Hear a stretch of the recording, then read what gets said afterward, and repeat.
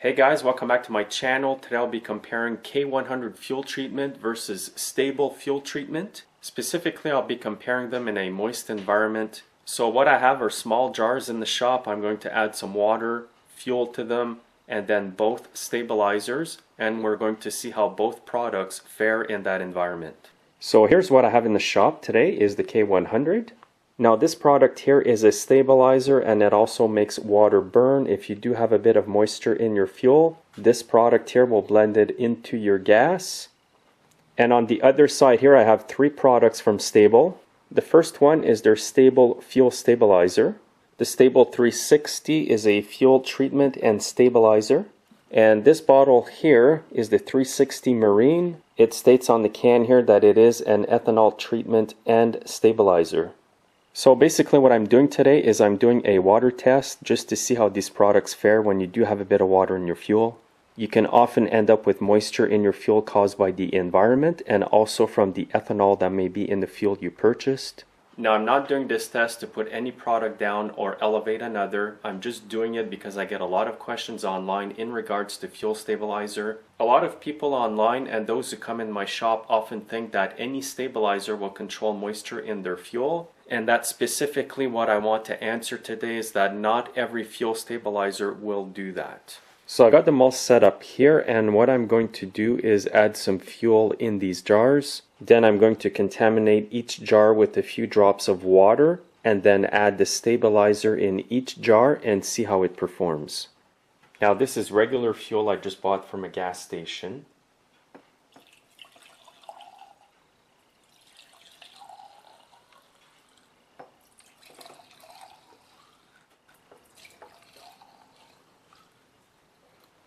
Now I have some water here. I'm going to fill up my dropper and add a few drops of water in each jar.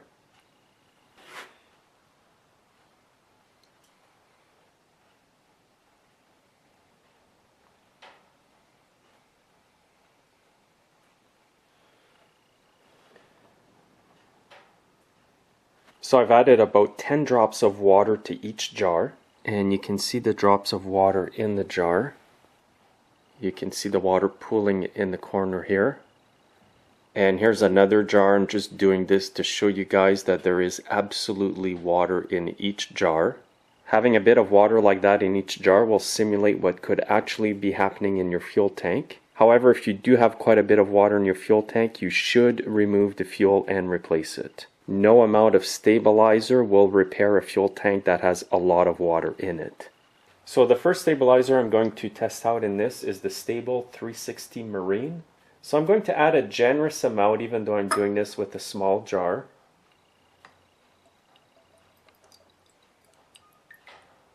And you can't really overdose this stuff when you use it in your equipment. Now I'm going to shake it a bit. It's good to have a rag because sometimes when you shake these jars, the fuel wants to come out of the cap. And now let's see how good this stabilizer did with a few drops of water in the fuel. You can actually see the water here in the fuel.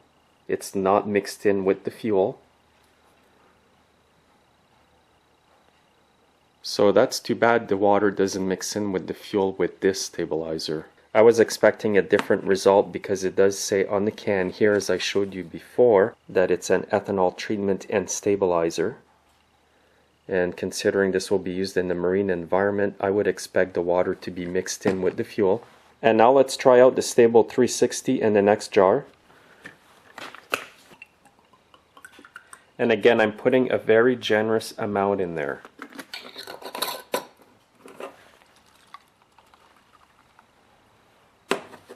I can already see the water at the bottom of the jar. And you can clearly see that the water is not blending with the fuel and the stabilizer in that jar. So that would just sit at the bottom of your fuel tank. And now I'm going to try out this Sta-Bil here. This is the most common one that my customers use. And nowhere on these two containers does it say that it does combine the water with your fuel. Again, I'm going to put a generous amount in there.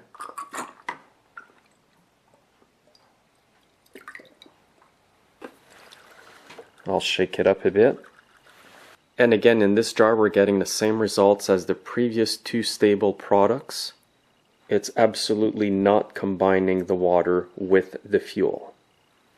And now the last one to test out is the K100. Again, I'm going to show you guys that there is water in this jar. You can see it right there in the bottom. And I'll put about the same amount of K100 as I did the Sta-Bil.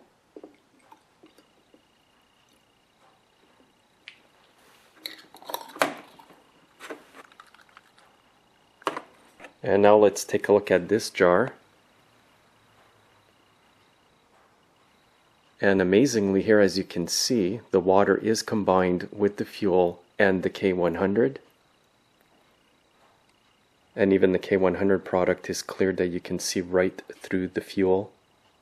And I'll just check out the 3 other jars in case that the water did blend with them in the meantime. And in the first jar you can still clearly see the water. In the second jar as well. And in the third one as well here. And here's the K100 again. It is very clear. And by the way guys, these are tests that you can do yourself at home. Now you can see clearly that with this test that the K100 does way better to combine water with the fuel. And just to be fair to the other products, especially these two here, it does not state on these containers that they combine water with fuel. And it does not say on these 2 containers here that they treat ethanol. However, on this can over here, it does say that it is an ethanol treatment and stabilizer. My test today, guys, was not to put down any product over another. It was just to basically answer a question that I often get from my viewers and my customers. And that question is, does any fuel stabilizer control water, moisture, and ethanol in my fuel tank? And as you clearly saw in the video here, guys, the answer is clearly no. Not every fuel stabilizer will control water or moisture in your fuel tank. I know which one I prefer when it comes to controlling moisture in my equipment, and that's clearly the K100. What I'm going to do with these jars is keep them in my shop so that I can show my customers the results of these different products. This video was not sponsored. I did purchase all these products myself. And please let me know what you use in your small engine equipment to control moisture and ethanol in your fuel tank. Thanks again for watching, guys, and make sure to subscribe. You can also follow me on Facebook, Twitter, and Instagram, and have yourselves a great day.